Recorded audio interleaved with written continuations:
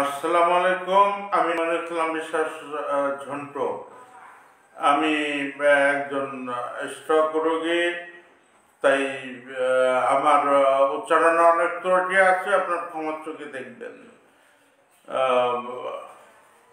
মানুষের এই আক্ষেপ থেকে কেন সৃষ্টি হয় আর কেন থেকে অনন্ত জিজ্ঞাসা তৈরি হয়, আর সেই জিজ্ঞাসার উত্তর যদি করা যায় একটা ফলাফল বা সমাধানে যাওয়া সম্ভব। আমি ছাত্র জীবন থেকে লেখালেখি করছি, তখন থেকেই আমি এই আক্ষেপ নিয়ে অনেক কিছু লিখেছি। অনেক কেনর উত্তর তখন আমি করতে পারিনি, আর বিজ্ঞানের উৎপত্তিও ঠিক একই ভাবে হয়।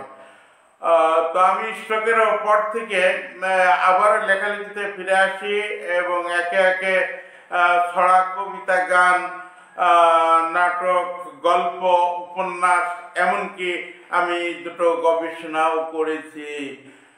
অনেকেই গবেষণার কথা শুনলে দূর থেকে বলে যে গবেষণা নাকি লেখাপড়ার শেষ ধাপ, বাড়ি বসে গবেষণা করা সম্ভব নয়।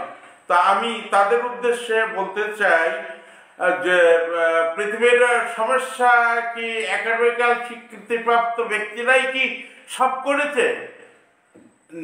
এর উত্তরে নিশ্চয়ই বলবেন না। তাহলে আমার গবেষণাটি দেখেন, বুঝুন এবং কোনো সমস্যা নিয়ে আমাকে প্রশ্ন করুন, আমি তার উত্তর দিতে পারি কিনা। আমার গবেষণা শিরোনাম একটা যে জলযান নৌযানের দুর্ঘটনা প্রতিরোধ, অর্থাৎ জলযানকে কিভাবে ভাসিয়ে রাখা যায় এবং তার থেকে দুর্ঘটনা রোধ করা যায়।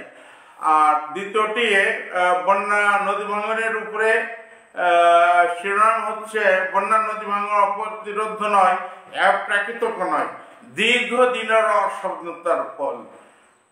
আবার আমার ইউটিউবে একটি আক্ষেপ চ্যানেলও আছে, আপনারা চোখ রাখতে পারেন। আর এখন আক্ষেপের উপরে আমার ছোট্ট একটি কবিতা বলতে চাচ্ছি। আমার কবিতার শিরোনাম আক্ষেপ। প্রতিনিয়ত শিক্ষা প্রতিষ্ঠান বাড়িতেছে, ছাত্র ছাত্রীর হাতে উঠিতেছে বই।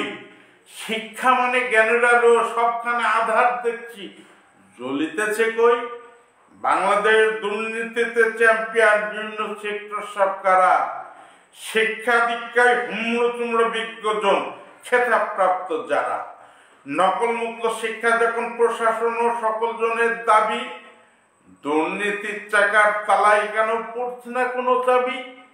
সাহেব মশায় হয়ে বসে থাকে সাজে উপরে পিঠপাট। চরিত্রটা অবশ্যই পাল্টাতে হবে, আটতে হবে লুজ না।